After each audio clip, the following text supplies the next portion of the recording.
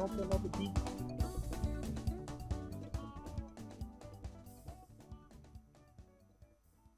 Alléluia. Vous savez, souvent Dieu fait des choses, ça te surprend.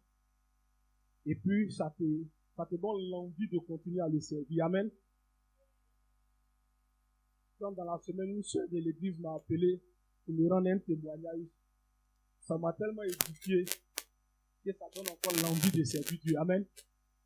Il y a une de ses sœurs qui était venue, on avait prié, on lui a donné une parole. Et elle m'a appelé pour dire, sa sœur est très contente parce que des années, elle ne voyait même pas des signes. Et elle a vu la parole s'accomplir dans ces temps-ci. Alléluia. Souvent, tu as l'impression que Dieu n'a pas parlé. Et quand on te rend des témoignages, ça commence à t'édifier. Tu sais que vraiment le Seigneur avait vraiment parlé. Amen. Alors ce soir, nous allons prendre notre Bible. Le premier passage que nous allons prendre se trouve dans le livre de Matthieu 26, versets 36 à 40.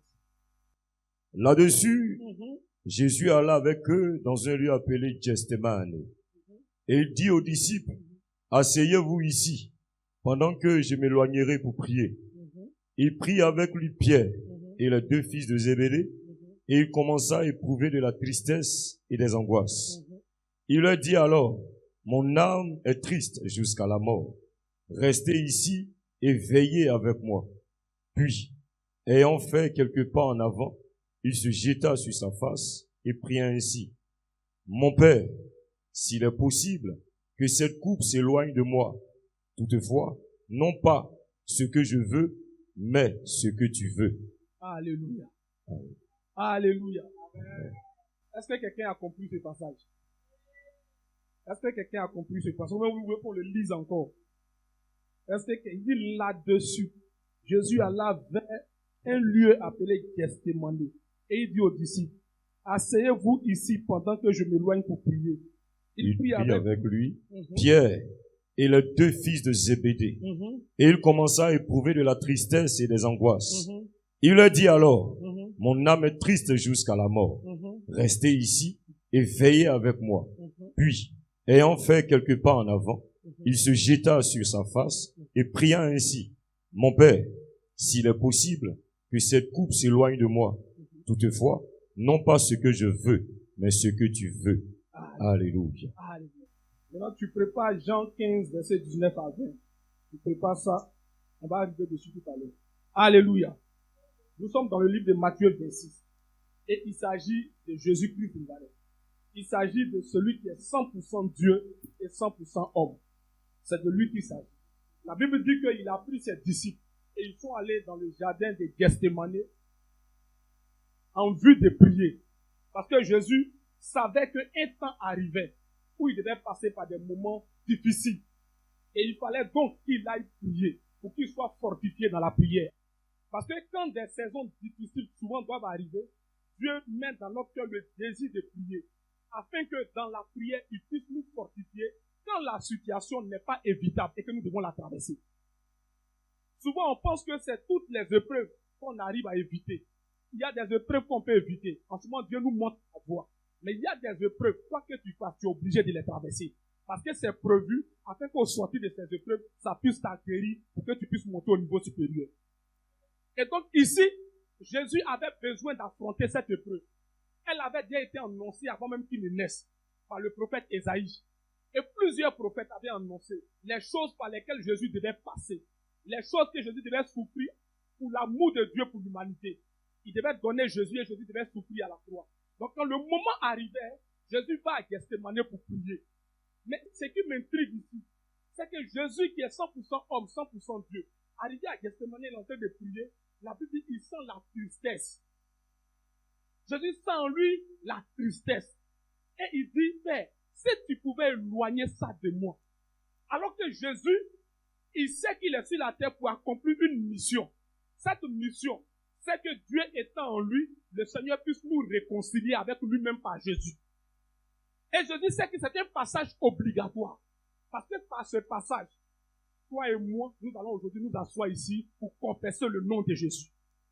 Parce que le passage était obligatoire. Mais Jésus dit, si tu pouvais éloigner. Alors que Jésus est Dieu, Jésus est homme.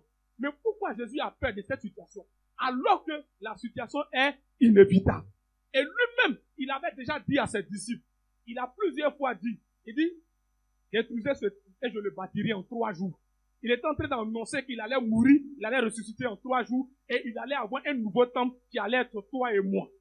Quand Jésus annonçait toutes ces choses, Jésus disait à Pierre les choses par lesquelles il devait mourir.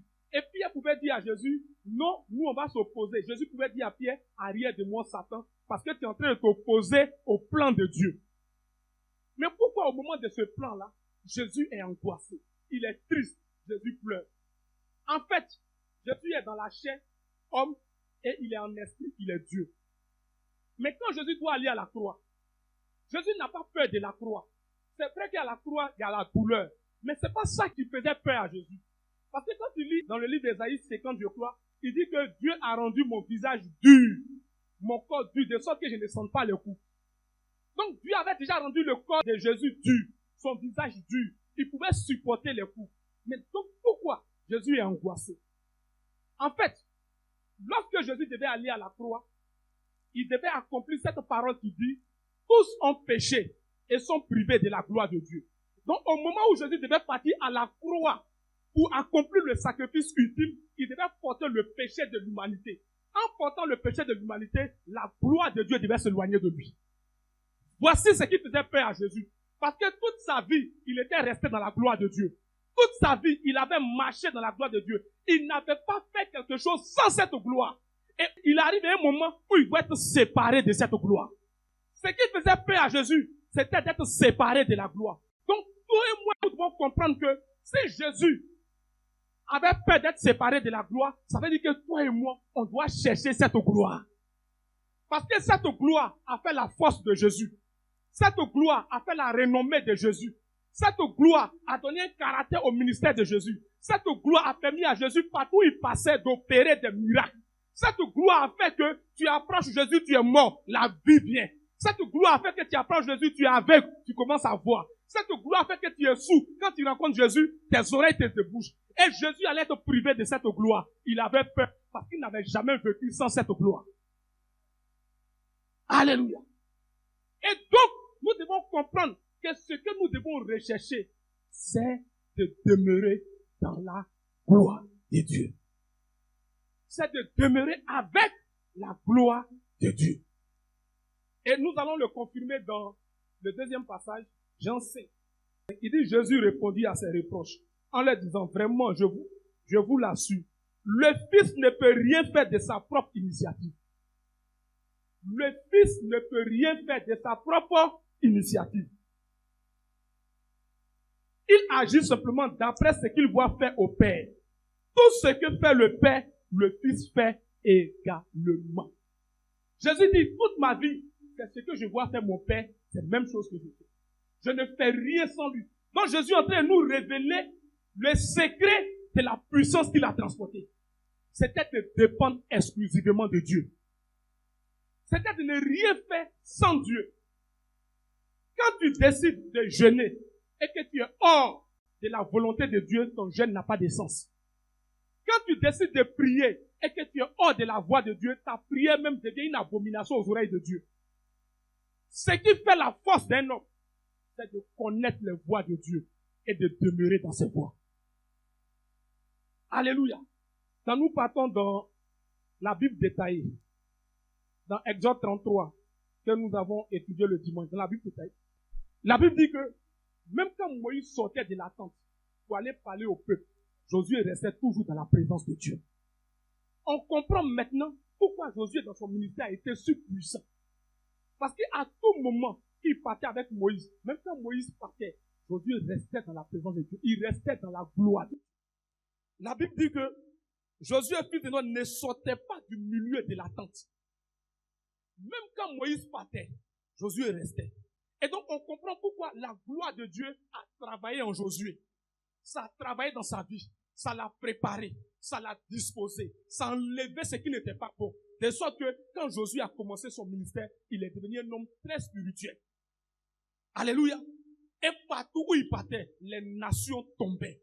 Tant que Josué restait toujours accroché à la vision du Seigneur. Rien ne lui résistait. Alors le secret, c'est quoi? C'est de demeurer dans la présence de Dieu pour recevoir ses instructions, pour laisser la gloire de Dieu travailler en nous, pour laisser la gloire de Dieu consumer en nous tout caractère qui s'oppose à Dieu. De sorte que, au moment où Dieu a préparé, quand il va nous sortir, rien ne puisse nous résister. Alléluia. C'est ce qui a fait la force de Josué. Auprès de son père, il demeurait dans la présence de Dieu. Cette gloire qu'il voyait sur Moïse, il était toujours auprès de cette gloire. Et cette gloire agissait en lui. Et la Bible dit encore, Moïse dit à l'Éternel, voici tu me dis, fais monter ce peuple. Et tu ne me fais pas connaître qui tu enverras avec moi. Cependant, tu as dit, je te connais par ton nom. Et tu as trouvé grâce à mes yeux. Maintenant, si j'ai trouvé grâce à tes yeux, fais-moi connaître tes voies. Fais-moi connaître tes voies. Il dit, fais-moi connaître tes voies. La Bible, version King James en français, dit, fais-moi connaître le chemin. En cette année, ce que tu dois chercher en demeurant dans la présence de Dieu, c'est que Dieu te révèle ses voies. La Bible, version semée, dit, fais-moi voir ta gloire. Mais la Bible, version détaillée, dit, fais-moi connaître ta voix. Donc, on comprend que la gloire, ça veut dire simplement de demeurer dans la voie de Dieu. Quand tu es dans sa voie, la gloire t'accompagne. Alléluia. Donc, les prières que nous devons faire cette année, c'est de rechercher Dieu. Seigneur, je vais faire ça. Mais où se trouve ta voie? C'est de ne pas se précipiter. Même si la situation te met la pression, à demain jusqu'à ce que tu puisses entendre l'instruction du Seigneur. C'est pour cette raison que je veux que tu changes ta façon de prier cette année. Ne va pas toujours dans la présence de Dieu pour commencer à parler. Il y a des moments, assieds-toi. Et puis dis, Seigneur, par rapport à telle situation, je t'écoute. Alléluia. Et tu restes là. Si tu penses que tu es distrait, rentre en adoration en esprit. Jusqu'à ce que la gloire de Dieu quitte dans ton esprit, ça commence à descendre. Ça commence à descendre. Et quand ça a commencé à descendre, tu vas voir que simplement, la pensée de Dieu va commencer à descendre dans ton cœur. Simplement, la pensée de Dieu va commencer à descendre dans ton cœur. Je vous rends ce témoignage. Le 31, on est venu faire la veille ici, n'est-ce pas? Moi, j'ai dit à la maison, on m'a demandé à la maison, on s'en va à la veille à quelle heure? Comme c'est 21h, j'ai dit qu'il serait prêt, il vous dit. En fait, le prêt, là, il y avait tout dedans. Hein. Comment arriver à l'église, comment partir. Bon, on s'est compris, non? Il y avait tout dans le prêt. Donc, à 4h, je suis réveillé. Puis de prier, j'ai dit à Dieu. Vous savez, il y a des années, un homme de Dieu avait dit quelque chose. Et aujourd'hui, je vois. Au début, j'avais ri. Il dit, quand tu es dans certaines situations, il y a des prières quand tu fais. Même quand ton voisin passe derrière ta fenêtre, tu commences à fuir. Parce que ta prière est incompréhensible. Je viens enseigner sur les codes de la prière. Je me suis saisi de ça. Et j'ai dit à Dieu, les démons, les esprits méchants, en tout cas les démons, les esprits, les anges, les hommes, que tu as disposés en cette journée, qui vont opérer pour que ton meilleur se révèle à moi, manifeste-les. Alléluia. Il y a des esprits, même que Dieu a disposés avant la création du monde pour agir pour toi. La Bible dit que Dieu voulait tuer Akab. C'est pas un esprit qui est parti. Un esprit de mensonge. Il était disposé pour agir pour qu'Akab meure. Amen. Et donc, j'ai fini de prier. Mais quand je priais, je suis rentré en adoration. Et j'entends une voix qui dit, je suis avec toi, calme-toi. La journée n'est pas encore finie. Mais moi, je suis couché sur moi. J'ai dit, c'est que veille de 30 aujourd'hui, on dirait qu'on va partir, hein. J'étais couché. À 15h. Tu sais, quand tu es dans une certaine disposition, tu dors, mais sommeil ne vient pas. Donc, je dors, mais sommeil ne vient pas. Mon téléphone sonne, j'ai pris en même temps. Je vois un numéro que je connais, il m'appelle. Il commence à me taquiner. Il dit, mais, toi, on t'a envoyé ticket hier. Ticket de DDB. Tu dis non que c'est pour toi, tu veux pas t'envoyer ticket. J'ai dit dans mon cœur, il y a fait ticket de DDB. On dit non, comme tu es lui, on te donne, faut donner à tes gars. J'ai dit, bon, il a pris le ticket, j'ai donné. Et il a commencé à dire, bon, quand tu as dit poulet, là, on a transmis l'information à qui de droit. Il dit ton poulet, de t'envoyer ton poulet. Donc, il dit, viens au plateau pour venir prendre. J'ai dit, où je suis, je ne peux pas arriver au plateau. Il faut faire dépôt. Parce que je me suis dit, bon, peut-être que c'est une petite somme, je vais me déplacer encore. Donc le gars a fait le transfert, et puis j'ai vu. J'ai commencé à appeler tout le monde. Hé, vous êtes où? Préparez-vous, on va dire. Alléluia. J'ai dit, je ne vais pas attendre quelqu'un, celui qui est en retard, moi, il m'en va à la veille. Alléluia. Pourquoi? Parce que le Seigneur m'a dit, calme-toi. Dans le courant de la journée, tu verras quelque chose.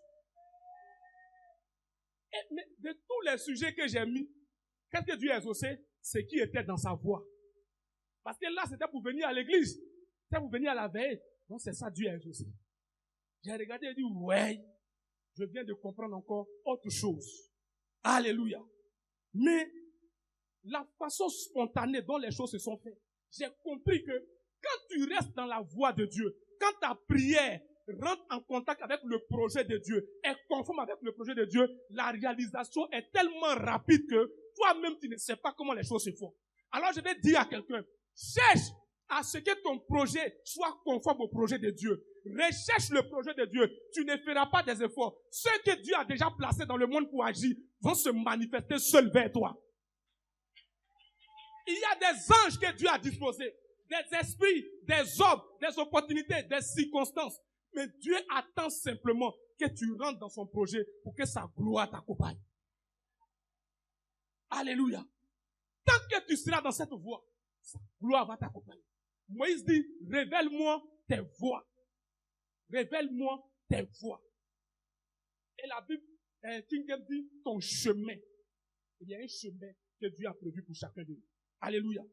Il y a un chemin. Il y a une gloire que Dieu a prévue pour toi en cette année. Tu ne dois pas passer à côté de cette gloire. Ta prière ne doit plus être, Seigneur, donne-moi ci, donne-moi ça. Non. Seigneur, révèle-moi ton plan. Seigneur, révèle-moi ta voie. Ramène-moi au centre de ton projet. Parce que si je suis dans ton projet, c'est comme quelqu'un qui m'appelle pour construire sa maison en tant qu'architecte. Quand j'accepte d'aller construire sa maison, il met tout ce qu'il faut à ma disposition. Je suis un entrepreneur, il doit construire une maison. Est-ce que c'est moi qui vais aller prendre mon argent pour aller? Même si je dois prendre mon argent, c'est qu'il y a un contrat qui dit prends ton argent et après on te paye. Sinon, quand je dois aller construire et qu'on est d'accord, je marche dans le projet, sable va venir, gravier va venir. Tout ce dont j'ai besoin pour construire la maison me sera donné par celui qui veut construire sa maison. Alléluia. On va retourner dans Jean et on finit par là. On va retourner dans même Jean 5, verset 19. On chute sur le verset 20. Il dit, le Fils ne peut rien faire de sa propre initiative. Il agit seulement d'après ce qu'il voit faire au Père. Tout ce que fait le Père, le Fils le fait également. Donc, que ta volonté soit faite sur la terre comme au ciel. Donc, il y a une volonté de Dieu qui est faite au ciel. Et cette volonté-là a prévu chaque jour un projet pour toi. Donc, quand tu te lèves matin pour prier, prie en sorte que ce projet-là puisse t'accompagner dans la journée. Alléluia. Tu dois dire à Dieu, moi je n'ai pas de projet. Mon projet, c'est ton projet. Parce que si je suis dans ton projet, ce qui t'arrange, je le ferai. Et ce qui m'arrange, tu le feras. Alléluia. Alors regarde, verset 20, il dit, car le Père aime le Fils et lui montre tout ce qu'il doit faire. Il lui donnera même le pouvoir d'accomplir les œuvres plus grandes. Quand tu es dans le projet de Dieu, il te donne le pouvoir d'accomplir les choses plus grandes. Je vais dire à quelqu'un, cette année, ta vie doit ressembler à des choses grandes. Tu dois accomplir des choses grandes.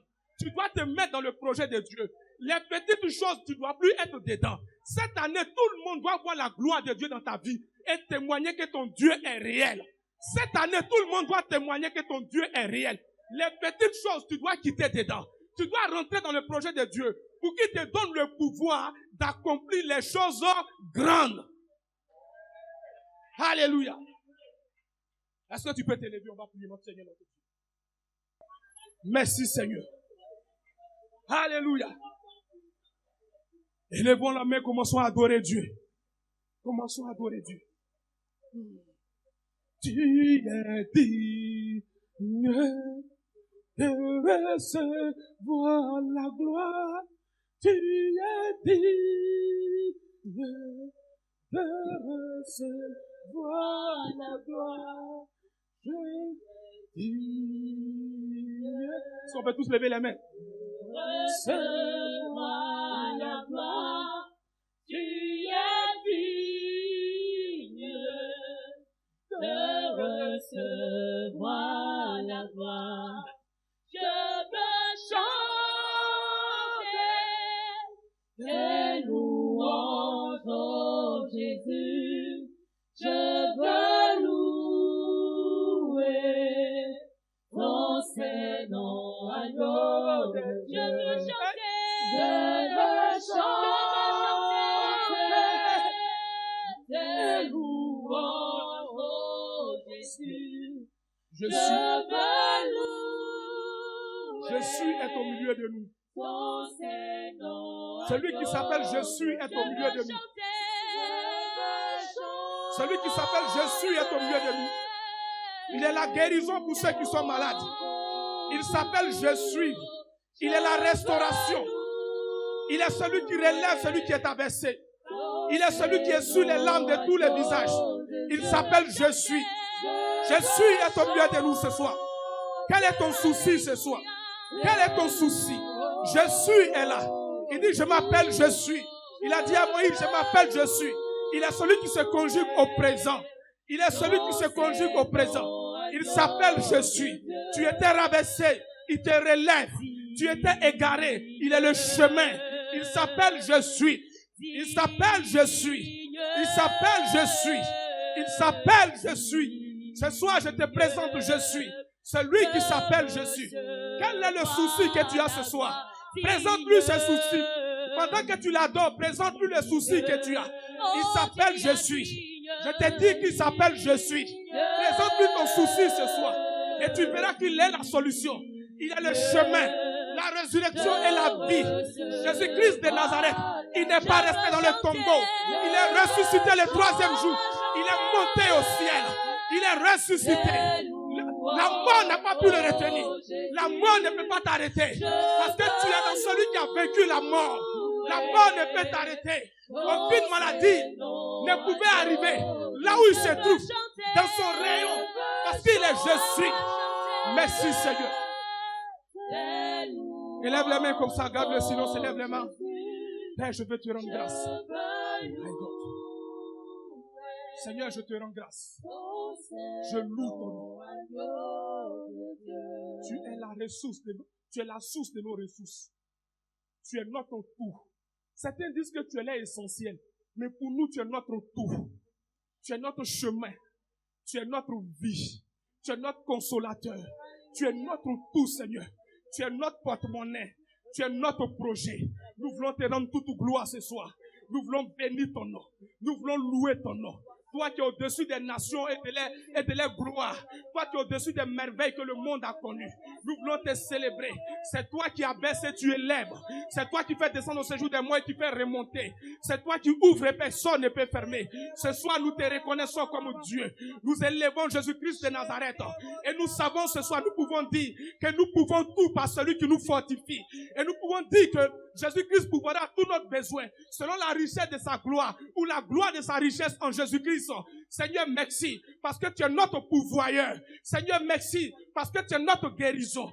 Et la Bible dit que nous sommes unis en Christ. Nous sommes le corps de Christ. Nous sommes une partie de Christ. Alors, la gloire qui est dans le Christ se répand dans la partie de son corps que nous sommes. La guérison se répand. La vie se répand. La puissance se répand. La force se répand. La gloire se répand. Parce que nous sommes son corps. Ce qui est en Jésus se répand en nous. Parce que nous sommes une partie de son corps. Ce qui est dans le corps principal commence à arriver en nous. Sa richesse arrive, sa vie arrive, sa gloire arrive, sa force arrive, sa guérison arrive pour nous diriger. Nous élevons ton nom et nous te disons merci parce que tu as fait toutes choses et nous sommes heureux car nous savons que nous sommes exaucés au nom de Jésus. Que toute la gloire te revienne. Merci Seigneur au nom de Jésus. Est-ce que tu peux élever Dieu par des acclamations?